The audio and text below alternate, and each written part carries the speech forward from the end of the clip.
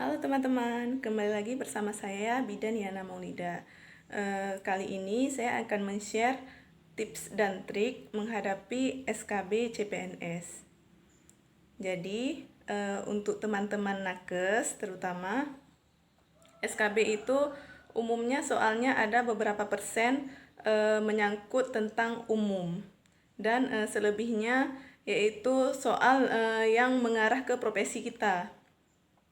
Pengalaman saya sewaktu ikut SKB CPNS kemarin, 10-20% itu terdiri dari soal kesehatan umum dan hampir 80% itu soal menyangkut kebidanan. Contohnya seperti saya ini bidan, jadi kompetensinya bidan. Kemudian dari soal-soal yang saya lihat itu menyangkut dengan kesehatan umum terdiri dari soalnya tentang BPJS, JKN, kemudian kebijakan pemerintah menyangkut dengan SDGs seperti SDGs atau TPB dan sebagainya.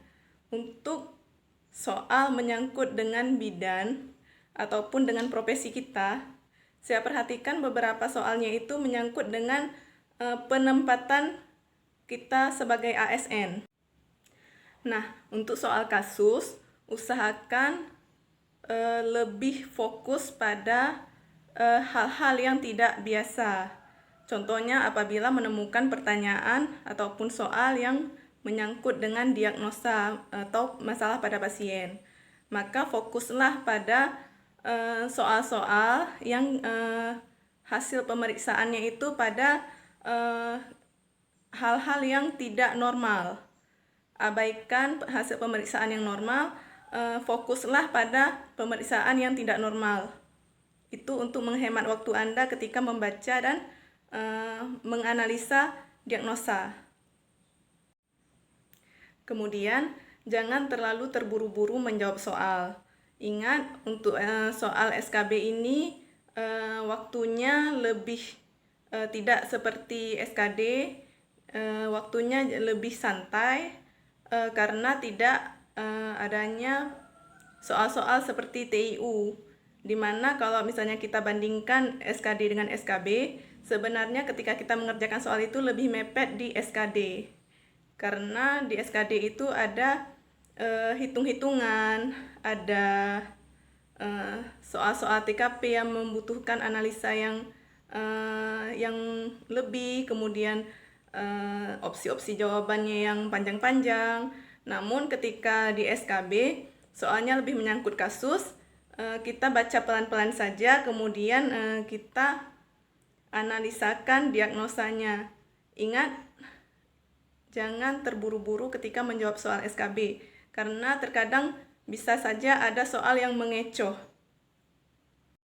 Dan yang paling penting, kuasai profesi, terutama ketika kita seorang nakes, tentunya kita sudah pernah mengikuti uji kompetensi. Maka kuasai kompetensi kita, kemudian jawablah soal dengan sebaik-baiknya. Analisa dengan cermat, jangan terburu-buru. Dan kemudian selebihnya bisa diikuti tips dan trik saya di SKD CPNS. Lebih kurang sama.